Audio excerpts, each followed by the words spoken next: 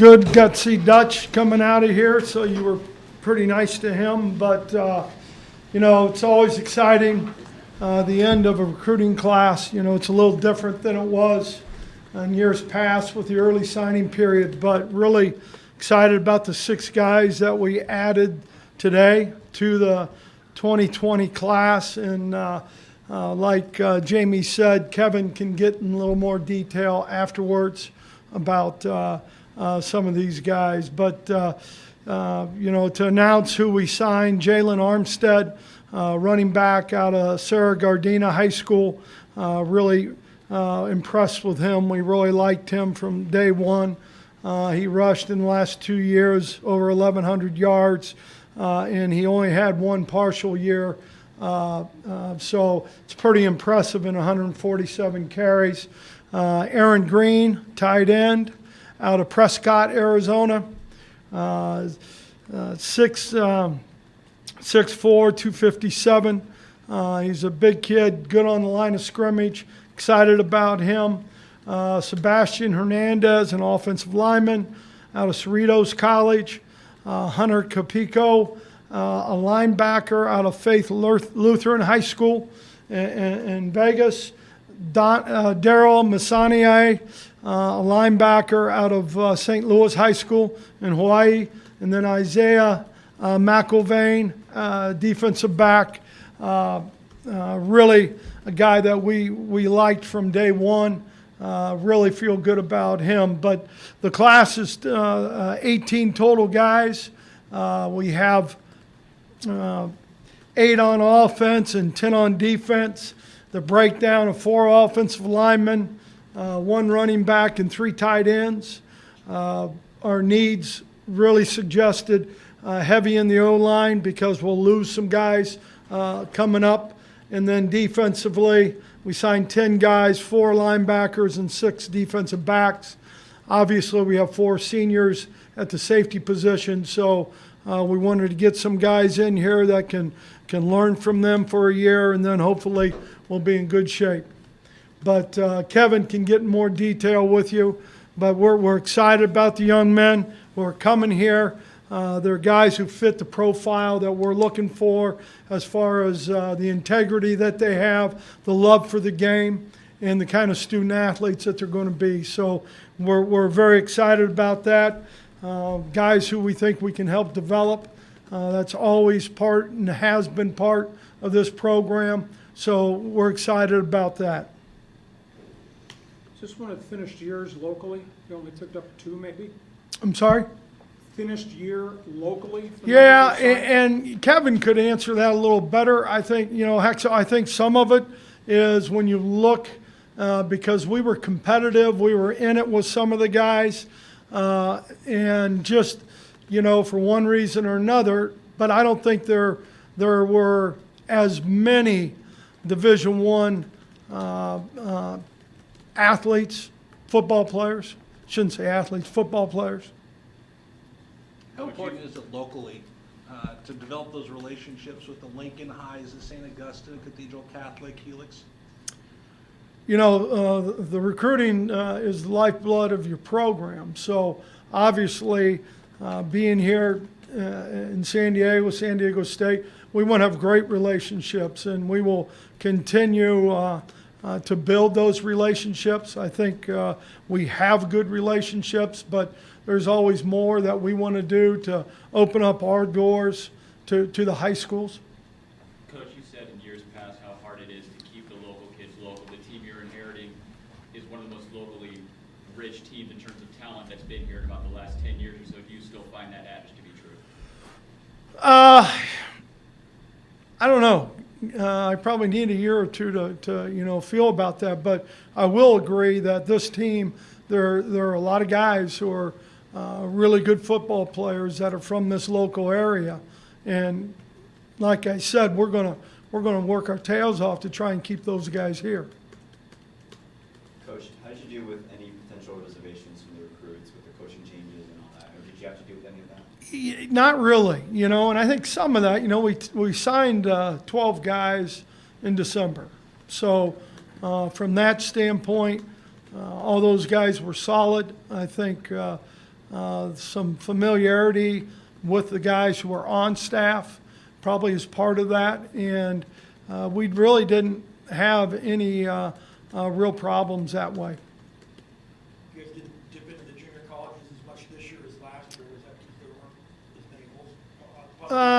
I think, Kirk, probably not as many of those immediate fixes. You know, Sebastian, we think, is a guy that we really liked on film, liked what he did. He'll be a guy that, you know, we'll throw him in the fire pretty quickly. But, you know, from that standpoint, not quite as many. Is there anybody still outstanding that you still might be able to bring in? We'll hold a scholarship or two back.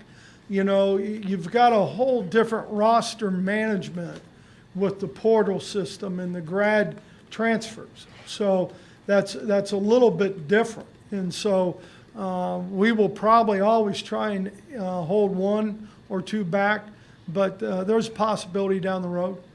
You had all those conversations with Jack Sears. When you got to the finish line, why did he do what he did? That's a good question for Jack. And, you know, I respect any decision a kid makes. You know, they got to believe that they're making decisions that will be best for them. So, I'd ask Jack that. You know, we obviously felt very good about Jack, but, you know, things happen. Did Rocky leaving, did the change of the status of the coordinator Like I have anything to said, do with you'd it? have to talk to Jack about that. Coach, what are the next months going to be like leading to spring ball in terms of preparation for you, players, staff? Well, there's a lot of getting to know each other going on right now. So that's a big part of it. We're in winter conditioning. We'll have 6 weeks of that. 2 days a week we'll be out, agility, all kinds of drill work, competitive things. 3 days a week they're in the weight room. We'll meet with them.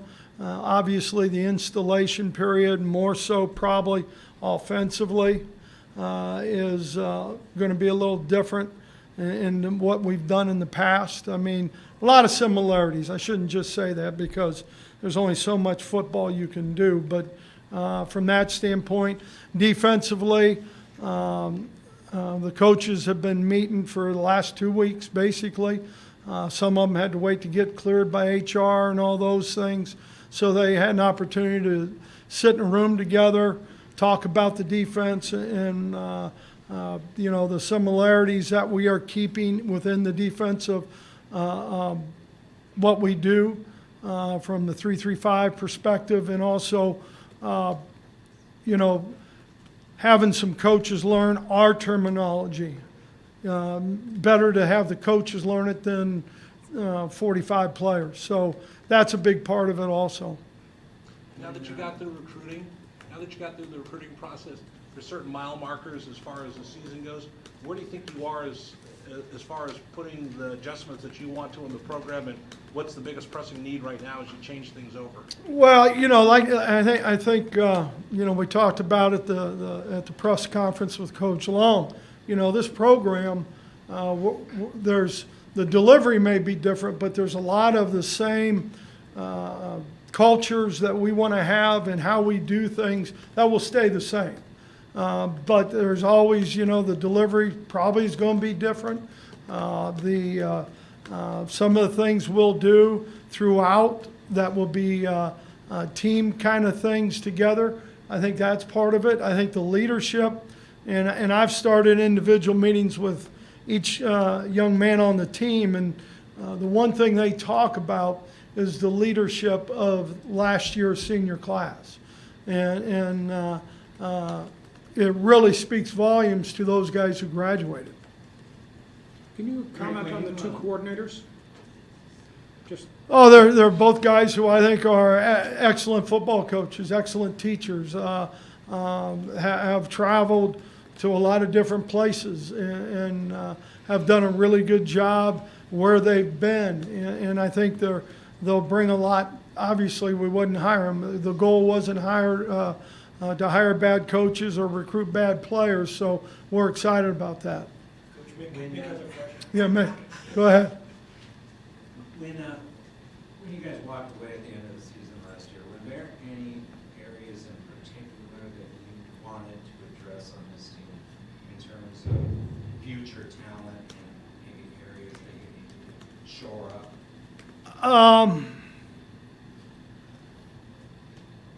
You talking about after last season? Yeah, after the season. Well, you know, it was a very good year in a lot of ways. I mean, are there things that we want to do better? Yeah, you know, the one thing I know, if a team doesn't score, they can't beat you. So there's a couple opportunities we had in there that, you know, we need to do a better job on the defensive side of the ball. Offensively, I know that the guys who were on that staff and the guys who are still on that staff, they look at that and they really know that there's things that we got to do better, you know, and it starts with us. It starts with me as the head coach, and you know, it starts with us. We've got to be better and more consistent. Because your new offensive coordinator's had such a track record of throwing the ball down the field, this going to be more of a passing program than just a pounding ground? I think there's a great combination from both that you can do. You know, being physical, running the football, whether it be from the standpoint of 2 back sets, 1 back sets, different personnel groups, leveraging defenses. I know all that is part of what Jeff will do, but you know, we're going to take advantage of what we do well. And right now, we're starting to develop and see what we do well. You know, just from the guys' work ethic out there, you know, are they disciplined touching the line?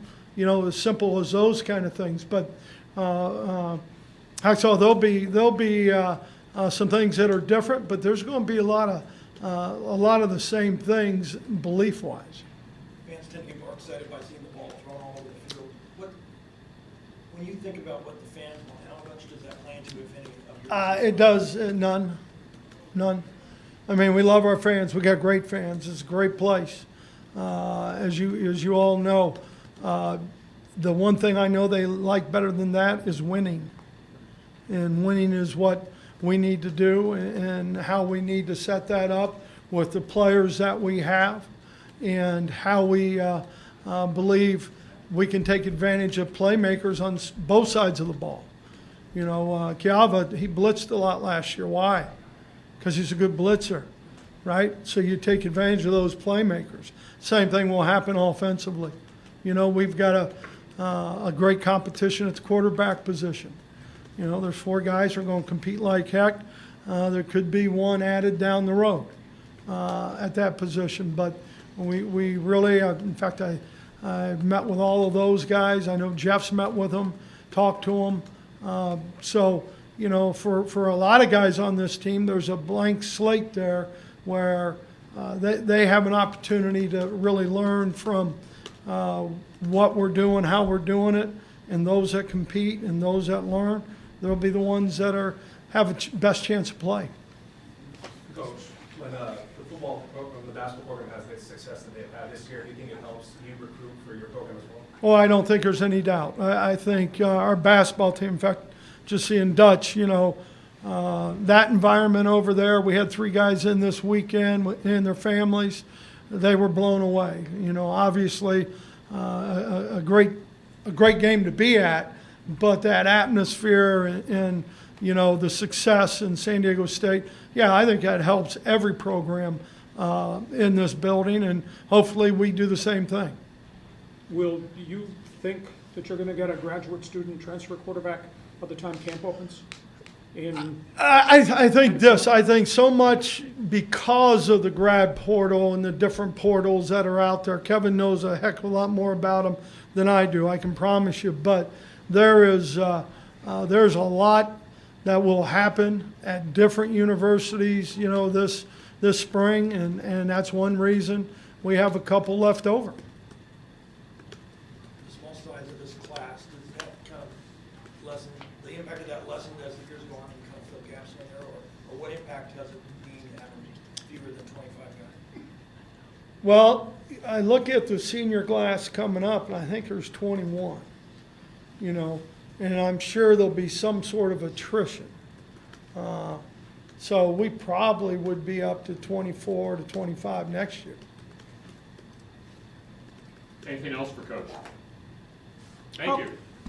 Thank you, guys. Appreciate it. One follow, how close did you get to Rocky deciding to be your right-hand man?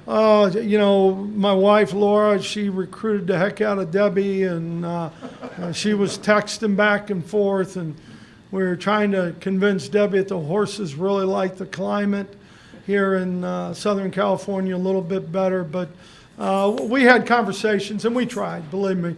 And I have so much respect for Rocky that, you know, he's got to do what he feels is best for them. And we'll see him, I think, 2 years from now. So, you know what? We'll love each other all year, but for about 4 hours. Thanks. Thank you.